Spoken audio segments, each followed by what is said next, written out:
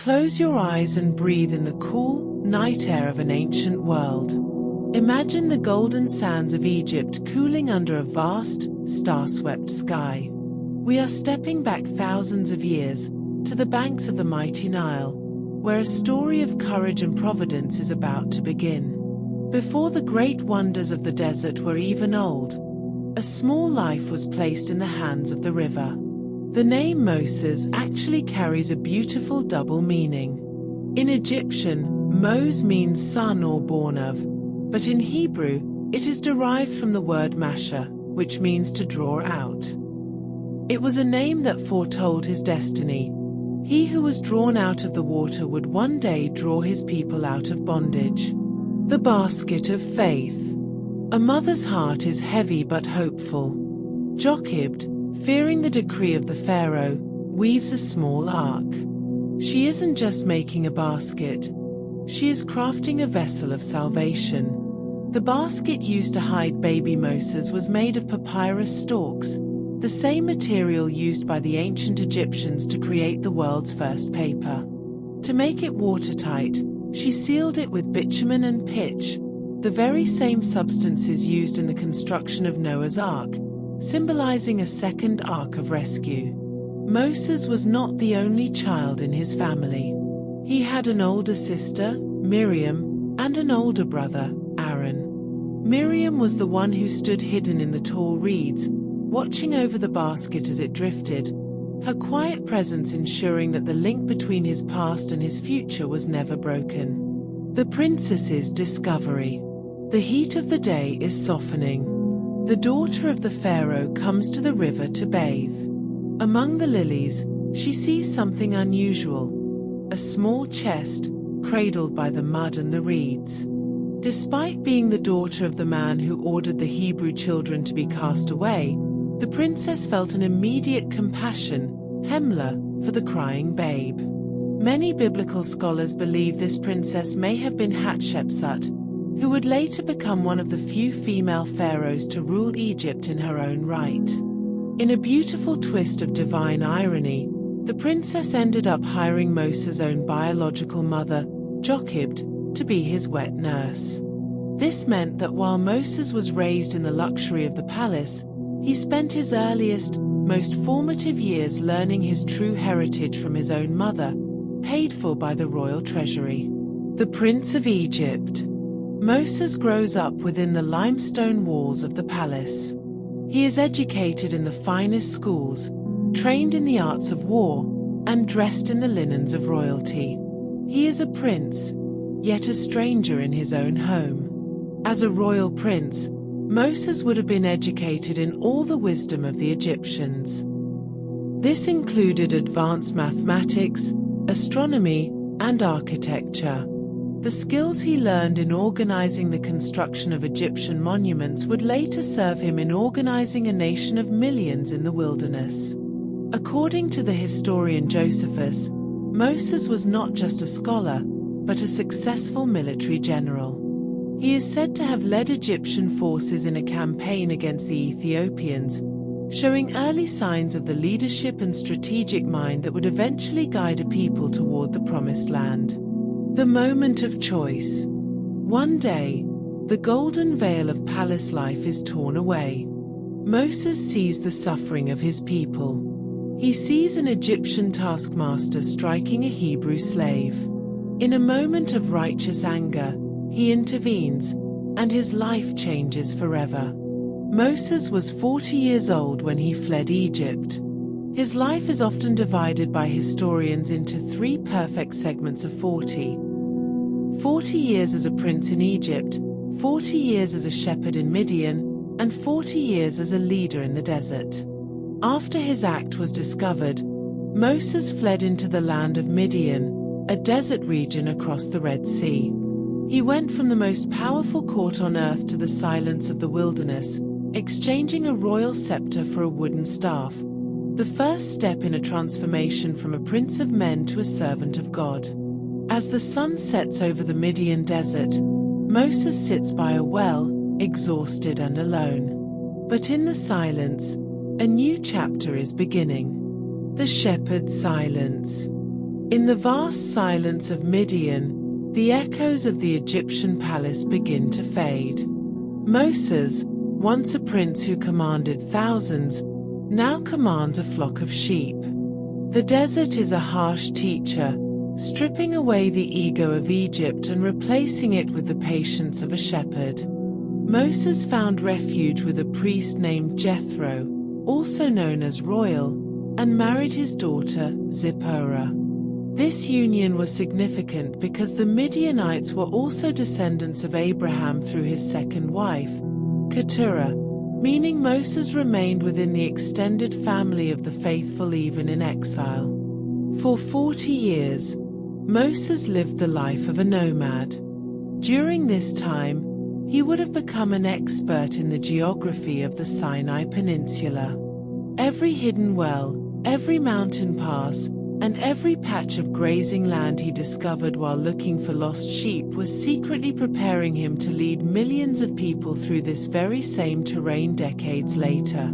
The Mountain of God. One morning, Moses leads his flock to the far side of the desert, reaching the base of a mountain known as Horeb. It is a place of jagged granite and deep shadows, soon to be known as the Mountain of God.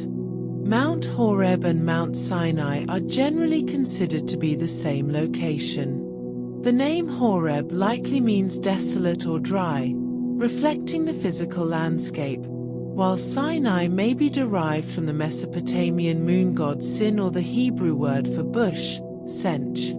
The unconsumed flame. Among the rocks, a flash of light catches his eye. A scrubby desert bush is engulfed in flames. But as Moses watches, the leaves do not curl into ash, and the branches do not blacken. The fire lives, but the bush remains green. The plant identified as the burning bush is often thought to be a type of acacia or a bramble known as Rubus sanctus. However, the miracle wasn't the plant itself, but the angel of the Lord appearing in a flame of fire from within it. A symbol that God's presence can dwell within the humble and the ordinary without destroying them. When God spoke to Moses, his first command was to take off your sandals. In the ancient Near East, removing footwear was a sign of humility and a recognition that the ground had been sanctified. It was the moment Moses transitioned from a shepherd of sheep to a servant of the Almighty. The name above all names. Moses is afraid. He asks the question that has echoed through the ages, "Who shall I say sent me?"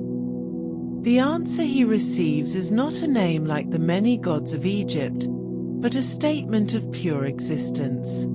God revealed his personal name as I am who I am, Yahweh. In ancient Egyptian culture, knowing the true name of a deity was thought to give a person power over that god. By giving this name, God was showing that he cannot be controlled or summoned like a pagan idol. He simply is, eternal and self-sufficient. The staff of power. Moses still doubts. He worries about his slow speech and slow tongue. To comfort him, God provides signs, physical proofs that the laws of nature are now subject to the mission at hand. The staff Moses held was a simple shepherd's crook, likely made from the wood of an almond or acacia tree. Throughout the rest of the story, this staff becomes a symbolic lightning rod for God's power. It would turn into a serpent, strike the Nile to turn it to blood, and eventually part the sea. Because Moses struggled with his speech, God appointed his brother Aaron to be his prophet or spokesperson. Aaron was already on his way to meet Moses in the desert, a sign that the plan for their return to Egypt had been set in motion long before Moses ever saw the burning bush. The shepherd leaves his flock behind. He turns his face back toward the land of his birth, carrying nothing but a wooden staff and a name that would shake the foundations of the greatest empire on earth. The return to the palace. Moses and Aaron walk through the gates of the capital. The air is thick with the scent of incense and the heat of the Egyptian sun. It has been 40 years, but the palace feels familiar and strange all at once. Moses stands before the new Pharaoh, no longer as a prince, but as a messenger of the oppressed. When Moses and Aaron first appeared before Pharaoh, they requested a 3-day journey into the wilderness to worship. This was a common legal request for labourers in ancient Egypt, but Pharaoh's flat refusal was a deliberate act of defiance against a god he claimed not to know. The War of the Serpents. To prove his authority, Aaron throws down his staff. In a moment of shimmering magic, the wood ripples and becomes a living serpent. Pharaoh's magicians, skilled in the dark arts of illusion, do the same.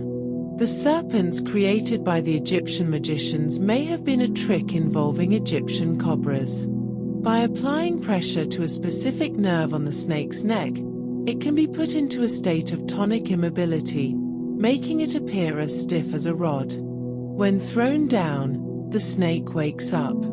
However, Aaron's staff swallowing theirs showed that God's power was not a trick, but a superior reality. The first plague, the river of blood. Pharaoh's heart remains like stone. Moses walks to the edge of the Nile, the lifeblood of Egypt, and strikes the water with his staff. The blue water turns a deep, terrifying crimson. The first plague, turning the Nile to blood, was a direct challenge to the Egyptian god Hapi, the spirit of the Nile. The Egyptians believed the Nile was the literal sweat or blood of their gods. By turning it into actual, rotting blood that killed the fish, God showed that the source of Egypt's life was under his control. The invasive swarms. Then come the frogs, the gnats, and the flies. The order of the Egyptian world begins to crumble. The cleanliness that the Egyptian priests prided themselves on becomes impossible as the land is covered in life that was never meant to be there. The plague of frogs was a strike against the goddess Hecate, who was depicted as a woman with the head of a frog and was the goddess of fertility. Because frogs were considered sacred, the Egyptians were forbidden from killing them, forcing them to watch helplessly as their gods died and rotted in heaps across their homes. By the third plague, the gnats or lice, Pharaoh's own magicians finally admitted defeat. They told Pharaoh, "This is the finger of God." They recognized that while they could mimic some signs through sleight of hand, they could not create life from the very dust of the earth as Moses did. The shield over Goshen. As the plagues grow in intensity, a strange phenomenon occurs. While Egypt is battered by storms and darkness, a small corner of the land remains untouched. Starting with the fourth plague, the flies, God made a distinction between the Egyptians and the Hebrews. The land of Goshen, where the Israelites lived, became a sanctuary. While the rest of Egypt suffered, Goshen enjoyed clear skies and healthy livestock, proving that the plagues were not random natural disasters, but surgical strikes. The plague of hail and fire was one of the most terrifying. It destroyed the flax and barley crops, which were the foundations of Egypt's clothing and food supply. However, the wheat and emmer had not yet grown, showing that God was providing a window of mercy for Pharaoh to repent before the total destruction of the harvest. The ninth plague, the 3 days of darkness, was so thick that the Bible says it could be felt. This was the ultimate insult to Ra, the sun god and the supreme deity of Egypt. For 3 days, the Pharaoh, who was considered the son of Ra, sat in total darkness, powerless to bring back the morning light. Pharaoh sits in his dark throne room, his empire in ruins. The silence of the darkness is a heavy curtain, waiting for the final, most somber night of all. The preparation in the shadow. The 3 days of darkness have lifted, but a greater weight remains. In the small, mud brick homes of Goshen, families gather. There is no panic here, only a quiet, meticulous preparation. They are preparing for a meal that will be remembered for thousands of years. The first Passover lamb had to be a year-old male without any physical blemish. It was chosen on the 10th day of the month but not sacrificed until the 14th. This 4-day period allowed the families to ensure the lamb was perfect, symbolizing a sacrifice of the very best they had to offer. The blood of the lamb was applied to the lintel and the 2 doorposts of each house using a bunch of hyssop. This created a visual boundary of faith. Interestingly, the 3 points of blood, top and 2 sides, resemble the shape of the Hebrew letter Chet, which represents life in the Hebrew alphabet. The bread of haste. Inside the homes, the people eat standing up. Their cloaks are tucked into their belts, their sandals are on their feet, and their staffs are in their hands. They are eating the bread of affliction, but it is also the bread of freedom. The Israelites were commanded to eat unleavened bread, matzah, because they had to leave Egypt so quickly there was no time for the dough to rise. To this day, the preparation of matzah is timed strictly. It must be mixed and baked in under 18 minutes to ensure no fermentation or rising occurs. The midnight cry. At the stroke of midnight, the 10th and final plague strikes. It is a moment of profound grief for Egypt, reaching from the lowest dungeon to the highest throne. The son of Ra is powerless to protect his own household. The death of the firstborn was the ultimate measure-for-measure judgment. Just as Pharaoh had once ordered the Hebrew male children to be cast into the Nile, the Egyptian firstborn were now taken. This plague broke the spiritual backbone of Egypt, as the firstborn son was considered the primary priest and heir of every household's divine legacy. The spoils of the empire. Pharaoh sends for Moses in the dark of night. "Go," he says. "Take your people and your flocks and leave." But the Israelites do not leave as beggars, they leave as victors. As they left, the Egyptians gave the Israelites jewelry of silver and gold, and fine clothing. This wasn't just a gift. It was essentially back pay for hundreds of years of unpaid slave labor. These very materials would later be used in the wilderness to build the tabernacle, the portable dwelling place of God. The number of people leaving Egypt was staggering. The Bible records 600,000 men, plus women and children. This suggests a total population of roughly 2 to 3 million people. If they marched in rows of 10, the line of people would have stretched for over 100 miles. The guiding lights. As the massive column of people reaches the edge of the desert, they are not left to find their own way. A strange and beautiful phenomenon appears in the sky above them. To guide them, God provided a pillar of cloud by day and a pillar of fire by night. The pillar of cloud didn't just show the way. In the blistering heat of the desert, it acted as a massive shade, protecting the millions of travelers from the sun. At night, the fire provided light and warmth in the freezing desert air. Moses did not leave Egypt without a special cargo. He carried the bones of Joseph, who had died 400 years earlier. Joseph's final request was that he not be left in an Egyptian tomb, but carried back to the land promised to his forefathers, a 400-year-old promise finally being kept as the gates of Egypt closed behind them. The dust rises behind them, and the glow of the fire lights the path ahead. They are walking toward the sea, leaving the only home they have ever known for a future they can only imagine. Trapped by the waves, the joy of freedom is suddenly replaced by the cold grip of fear. The Israelites are pinned between the mountains and the sea. Behind them, a cloud of dust signals the return of Pharaoh's army. The people cry out, but Moses stands at the water's edge, his heart anchored in a different reality. The location where the Israelites were trapped is often identified as Pi-Hahiroth, which means mouth of the gorges. It was a place specifically chosen to make the Israelites look entangled in the land, a trap designed to lure Pharaoh out of his palace and into the open for a final demonstration of power. Pharaoh's pursuit was led by 600 chosen chariots. These were the tanks of the ancient world, dual-wheeled, light, and fast, manned by elite archers. For a group of fleeing slaves on foot, there was no physical way to outrun or outfight this specialized military force. The east wind. Moses stretches out his hand over the sea. He doesn't command the water, he invites the Creator to act. A wind begins to blow, not a breeze, but a fierce, supernatural force that carves a path through the depths. The Bible specifies that a strong east wind blew all night to drive the sea back. Scientists who have studied wind set-down have modeled how a persistent, 60-mile-per-hour wind could literally push back the water in certain shallow parts of a sea, creating a dry bridge of land between two walls of water.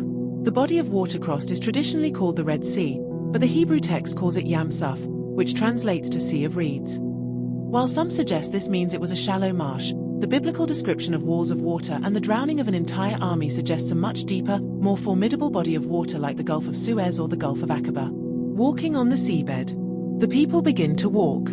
They walk on ground that has not seen the sun for thousands of years. To their left and right, the sea stands like emerald glass, held back by an invisible hand. Jewish tradition, the Midrash, suggests that the sea didn't split until the first man, Nakshan, walked into the water up to his nostrils. It was a miracle of participation. God waited for a single act of human faith before the waters fully receded, teaching that the path opens only when we take the first step. As they crossed, the pillar of cloud moved behind them, standing between the Israelites and the Egyptians. It became darkness to the pursuers but light to the travelers. This cloud acted as a divine firewall, preventing Pharaoh's army from reaching the people until the crossing was complete. The wheels of judgment. Pharaoh's chariots rush onto the seabed, blinded by the mist and the darkness. But the ground that was dry for the Israelites becomes a treacherous mire for the Egyptians. The Bible records that God clogged or took off the chariot wheels, causing them to drive heavily. The heavy iron and wood wheels, designed for the hard-packed dirt of Egypt, sank into the soft, silty seabed, rendering the world's most advanced military technology useless in a matter of minutes. The Song of the Sea. As the last Israelite steps onto the opposite shore, the wind ceases. The walls of water collapse, and the Egyptian army is swallowed by the deep. The silence that follows is broken not by a cry of war, but by a song of joy. To celebrate their safety, Miriam led the women in the Song of the Sea. This is considered one of the oldest poetic compositions in the Bible. Miriam played a timbrel, a type of tambourine, which shows the incredible faith of the women. Even in their haste to leave Egypt, they made sure to pack their musical instruments, fully expecting they would have a reason to celebrate. The sea is now a barrier between their past and their future. They are officially in the wilderness, a place of no roads, no cities, and no Pharaoh. Only the stars, the sand, and the pillar of fire remain. This segment takes us into the deep silence of the great wilderness. The adrenaline of the Red Sea crossing fades, replaced by the quiet, daily struggle of survival in a land where nothing grows, and the discovery that freedom requires a different kind of strength. The bitter waters made sweet. The desert is a land of extremes, blistering heat by day and bone-chilling cold by night. Only 3 days into their journey, the joy of the sea is replaced by the parched reality of thirst.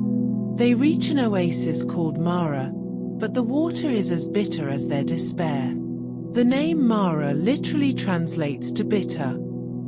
In a profound act of natural medicine, God commanded Moses to throw a specific tree into the water to make it sweet. While this was a miracle, some believe the tree was a type of moringa, which even today is used in parts of Africa to clarify and purify turbid river water.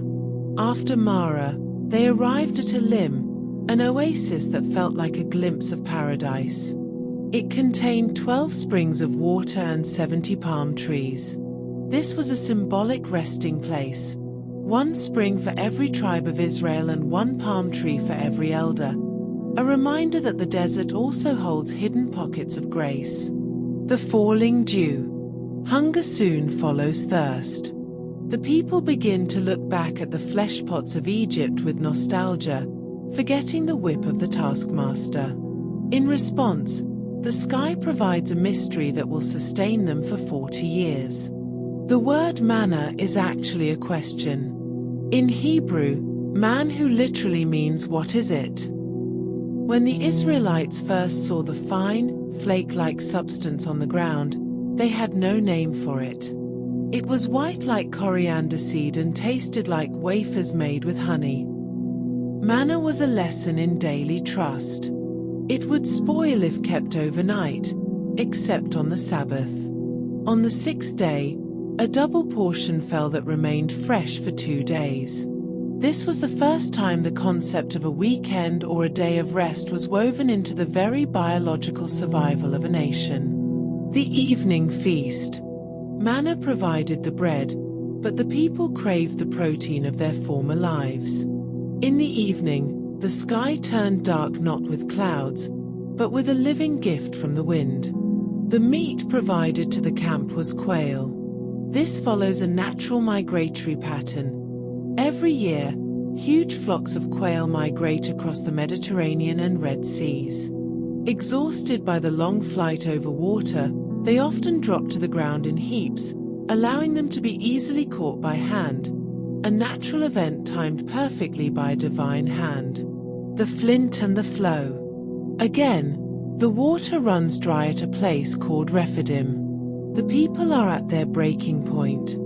Moses is commanded to do the impossible, to find life in the most lifeless object in the desert. Moses was told to strike the rock at Horeb with his staff. Geologically, the Sinai is rich in limestone and sandstone, which can sometimes trap fossil water in underground aquifers. However, the sheer volume needed to water 2 million people and their livestock from a single strike was an undeniable supernatural event. Jewish tradition suggests that this well of Miriam was a rolling rock that followed the Israelites throughout their 40 years in the desert, providing a mobile source of water. Whether literal or symbolic, it represented a constant, life-giving presence in a land of death. The Battle of the Hands. Survival in the desert wasn't just about food and water, it was about protection. The tribe of Amalek attacks the weary travelers, leading to a strange battle where victory is determined not by swords, but by a shepherd's posture. During the battle against the Amalekites, Moses stood on a hill. As long as he held up his hands, the Israelites prevailed. When his arms grew heavy and dropped, they began to lose. His brother Aaron and a man named Hur had to sit Moses on a stone and literally hold his arms up until sunset, teaching that even the greatest leaders cannot carry the weight of a nation alone. The sun sets over the camp at Rephidim. The people are fed, they are watered, and they are safe. They are now standing at the foot of the great mountain, ready to receive a code that will change the world forever. The gathering at the base. The desert journey has led them here, to the jagged granite peaks of the Sinai. The camp spreads out like a white sea across the plain of Ur-Aha. For 3 days, the people have purified themselves, waiting for a meeting that the earth itself seems to fear. Before God descended onto the mountain, the people were commanded to set a boundary around its base. Anyone who touched the mountain, whether human or animal, was to be put to death. This created a profound sense of the holy, a realization that there is a vast difference between the Creator and the created. The smoke and the shofar. Suddenly, the top of the mountain is wrapped in a thick, dark smoke, like the smoke of a furnace. Lightning streaks across the sky, and the sound of a trumpet grows louder and louder, vibrating in the very bones of the people.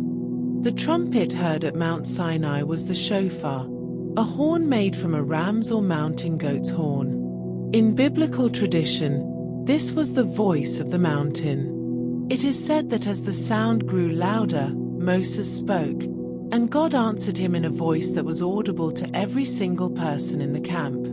The fire on Mount Sinai was unique. While it looked like a volcanic eruption, the biblical text describes it as the glory of the Lord, a light so intense it appeared as a devouring fire.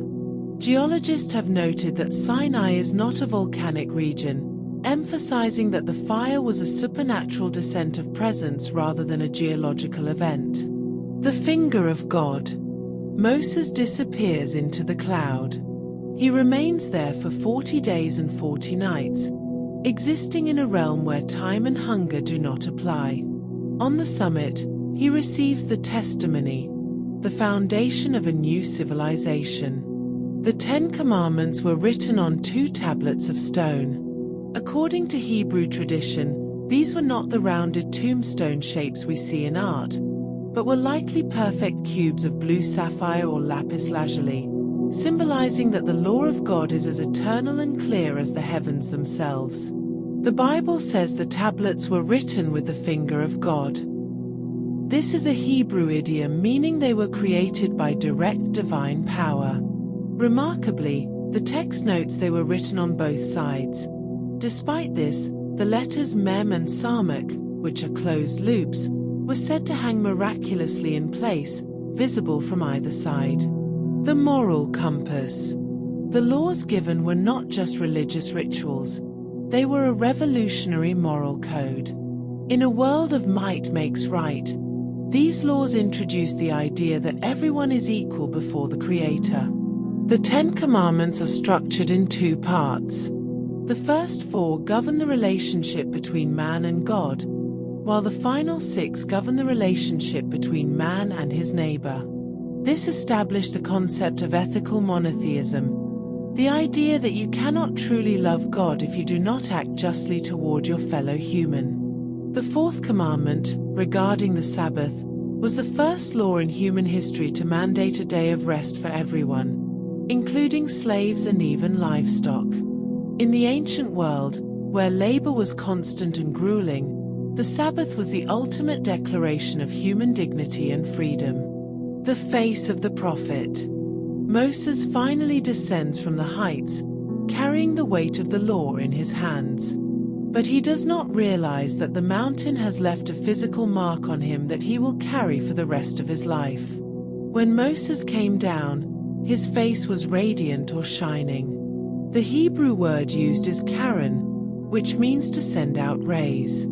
Interestingly, when the Bible was translated into Latin, this word was confused with Keren, horn, leading to centuries of art, including Michelangelo's famous statue, depicting Moses with horns instead of a face glowing with light. The mountain still trembles in the distance, but the people now have a guide. The cloud has settled, and the silence of the desert returns, but the world is no longer the same. A law has been given, and a nation has been born. The crisis of silence. Time moves differently in the desert. While Moses is high above in the clouds of Sinai, the people below become gripped by the silence. 40 days is a long time for a nation that has spent centuries under the constant command of Egyptian masters. In their fear, they reach back for the familiar. The golden calf was likely a representation of the Egyptian god Apis, a bull deity symbolizing strength and fertility. Having just left a land where gods were physical objects you could touch, the Israelites struggled with the idea of an invisible God, leading them to create a tangible substitute from their own jewelry. The shattered stone. Moses descends the mountain, his face radiant, only to find the camp in chaos. In a moment of righteous grief, he drops the blue sapphire tablets. They shatter on the ground, a physical symbol of a broken covenant. After the original tablets were broken, Moses had to go back up the mountain to hew the second set of tablets himself. While the first set was entirely the work of God, the second set required human effort to prepare the stone, showing that restoring a broken relationship requires work from both sides. The master craftsman. Peace is restored, and a new project begins. Instead of a golden calf, the people are invited to build a dwelling place for the presence. But they don't use Egyptian architects, they use those among them who have been filled with the Spirit.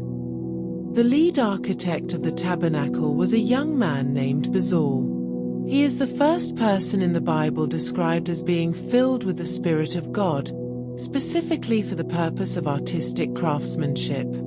This teaches that art, beauty, and design are considered just as holy as prayer or prophecy. Tabernacle was a masterpiece of portable engineering. It was designed to be dismantled and moved at a moment's notice. The walls were made of acacia wood planks overlaid with gold, and the entire structure was held together by silver sockets and gold rings, allowing a massive palace to be packed onto wagons in minutes. The colors of the sanctuary. Inside the courtyard, the colors are breathtaking. Blue, purple, and scarlet yarns are woven into fine linen, creating a vibrant contrast against the tan sands of the desert. The blue dye used in the tabernacle, known as techelet, came from a rare sea snail, the Murex trunculus. In the ancient world, this color was so expensive and difficult to produce that it was reserved exclusively for royalty, signaling that this tent was the throne room of the King of Kings. The outer covering of the tabernacle was made of dolphin skins or takash skins. While the inside was filled with gold and fine embroidery, the outside was rugged, weather-beaten, and humble, designed to protect the treasures within from the harsh desert sandstorms. The Ark and the Mercy Seat. At the very heart of the tabernacle, in a room called the Holy of Holies, sits a single chest. It is the most sacred object in the world, the resting place of the law and the meeting point of heaven and earth. The Ark of the Covenant contained three things: the stone tablets of the law, a golden jar of manna, and Aaron's staff that had miraculously budded with almond blossoms. These served as three witnesses to God's guidance, provision, and authority during the journey. The lid of the ark was made of solid gold and featured two cherubim with outspread wings. This was called the mercy seat. It was from the space between these two golden wings that God's voice would speak to Moses, shifting the focus from a thundering mountain to a quiet, intimate dwelling in the heart of the camp. The tabernacle is complete. As the final curtain is hung, a cloud descends to cover the tent. The people watch from their doors, knowing that though they are in the desert, they are never alone. The threshold of the dream. The tabernacle is settled, the laws are learned, and the camp moves north. After months of travel, they reach Kadesh Barnea. From the ridges of the hills, they can finally see it, the land of milk and honey. The journey that began in the mud pits of Egypt is just a few miles from its end. Or so it seems. Moses chose 12 spies, one from each tribe, to scout the land. Among them were Joshua and Caleb. This scouting mission lasted exactly 40 days, a number that appears repeatedly in Moses' life as a symbol of testing and preparation. The giants and the grapes. The spies return. They bring back evidence of the land's incredible fertility: pomegranates, figs, and a single cluster of grapes so large it has to be carried on a pole between two men. But they also bring back a report that chills the hearts of the people. The spies reported seeing the Anakim, a race of giants who made the Israelites feel like grasshoppers in their own eyes. This was the turning point. The people's fear of the physical giants in the land became greater than their memory of the plagues that had defeated the greatest empire on earth. The sentence of the desert. Because of their lack of faith, the entrance to the land is barred. A decree is whispered through the camp: for every day the spies were in the land, the nation will wander for a year. The generation that knew the whip of Egypt will not be the one to cross the Jordan. The 40 years of wandering were not spent in constant movement. The Israelites stayed at Kadesh Barnea for a large portion of that time. The wandering was a waiting room for a new generation to be born, a generation raised in freedom and fueled by the manna of the desert rather than the bread of slavery. The rebellion of Korah.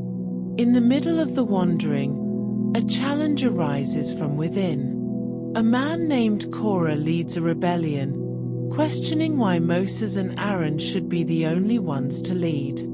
The earth itself responds to this challenge to the divine order.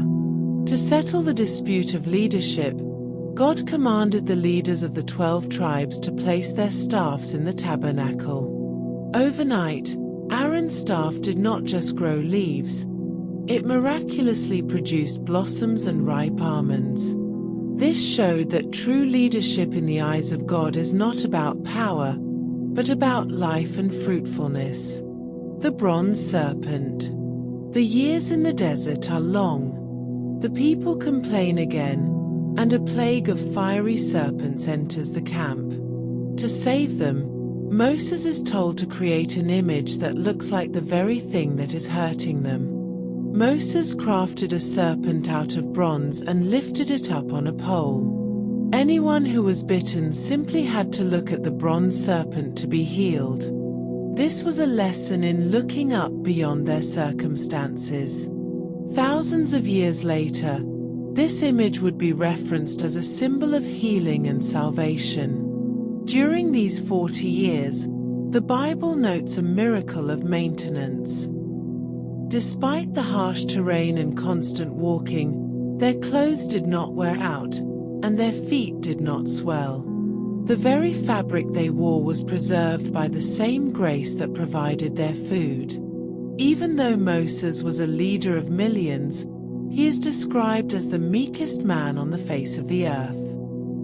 His meekness wasn't weakness, it was strength under control. He was a man who could speak to God face to face and then turn to lead a stubborn nation with staggering patience. During the wandering, Moses is said to have written the first 5 books of the Bible, the Torah. While he led the people through the sand, he was also recording the origins of the world and the history of his ancestors, ensuring that the new generation would know exactly who they were and where they came from. The older generation is passing away like the desert mist. The sun is setting on the era of the Exodus, and a new morning is beginning to dawn for the children of the wilderness. This final segment brings us to the edge of the Jordan River. The 40 years have passed, and a new generation stands ready. We witness the final moments of a leader who lived 3 lifetimes in one, as he prepares his people to enter a land he can only see from a distance. The final sermon. Moses stands before the children of the wilderness on the plains of Moab. He is now 120 years old, yet his eyes are undimmed and his strength is not gone. He looks out over a sea of faces, people born in freedom, fed by manna, and ready for the future. He speaks his final words, a long song of remembrance and law. The entire book of Deuteronomy is essentially one long farewell speech given by Moses over the final weeks of his life. The name Deuteronomy means second law, as Moses was repeating and explaining the commandments of Sinai to a new generation who hadn't been alive to hear the thundering mountain themselves. The second rock. In these final days, we remember the moment that changed Moses' personal destiny. At a place called Kadesh, when the people cried for water once again, Moses was told to speak to the rock. But in his frustration with the people's rebellion, he struck it instead. Because Moses struck the rock twice instead of speaking to it, he was told he would not lead the people into the promised land. This seems like a harsh punishment, but it served as a lesson that the closer one is to God, the more sanctified their actions must be. It also signaled the end of the era of the staff and the beginning of the era of faith. The ascent of Nebo. Moses begins his final climb. He leaves the camp behind, walking alone up the slopes of Mount Nebo. As he climbs higher, the air becomes cooler and the horizon wider. From the summit, the land of the promise finally reveals itself in all its green and golden glory. From the top of Mount Nebo, at an elevation of about 2,680 feet, one can see a panoramic view of the Holy Land. On a clear day, you can see the Jordan Valley, the city of Jericho, and even the distant hills of Jerusalem. God allowed Moses' physical eyes to be supernaturally strengthened to see the entire extent of the land he had spent 80 years trying to reach. Moses did not die of old age or disease.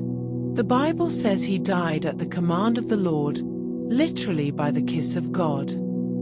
He passed away in perfect health, his mission completed and his spirit at peace, overlooking the fulfillment of the promise made to Abraham centuries before. The hidden rest. Moses, the man who spoke to God face to face, is given a burial unlike any other in history. No monument is built, no pyramid is raised.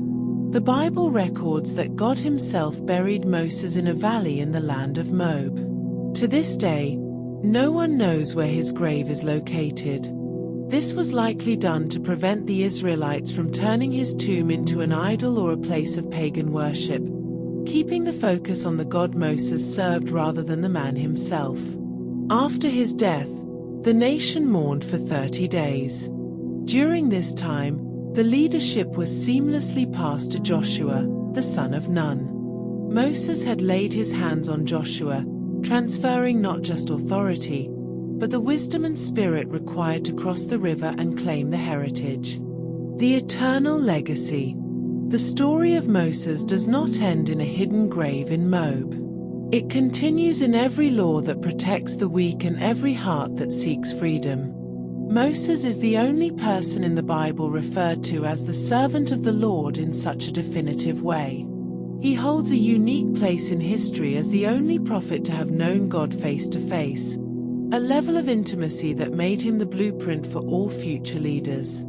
Thousands of years later, the story of Moses comes full circle. In the New Testament, during the Transfiguration, Moses reappears on another mountain, standing alongside Elijah and Jesus. It is a symbolic moment showing that the law, Moses, and the prophets, Elijah, are fulfilled in the light of the new morning. Breathe out slowly now. The desert journey is over. The camp is quiet, the fire is a soft glow, and the leader is at rest. You are safe, you are guided, and the promise is waiting just across the water. Sleep now, in the peace of the ancient story. The final reflection, the legacy of the humble. As we leave the story of Moses behind and drift into sleep, we are left with a final truth that transcends time. Moses was born a slave, lived as a prince, served as a shepherd, and died as a liberator. His life teaches us that our greatest strength is not found in the scepters we hold or the empires we build, but in the humility of our hearts. The moral of the story: the journey of Moses reminds us that we do not need to be perfect to be purposeful. He was a man of slow speech who spoke to kings. He was an exile who led a nation home. The moral of his life is that faithfulness is greater than success. Moses never stepped foot in the promised land he sought for 80 years, yet he died with a heart at peace. This is because he realized that the promised land wasn't just a destination on a map. It was the relationship he had built with his Creator along the way. He taught us that the desert is not just a place of wandering, but a place of transformation. Whenever you feel you are in your own wilderness, uncertain, tired, or far from your goals, remember that the same hand that parted the sea is the hand that guides your breath. Like Moses, may you find the courage to take the first step, the patience to endure the long middle, and the grace to let go when the journey is done. The staff is laid down. The fire is now a gentle warmth within you. The desert is still, and you are home. Sleep now in the peace of the promise.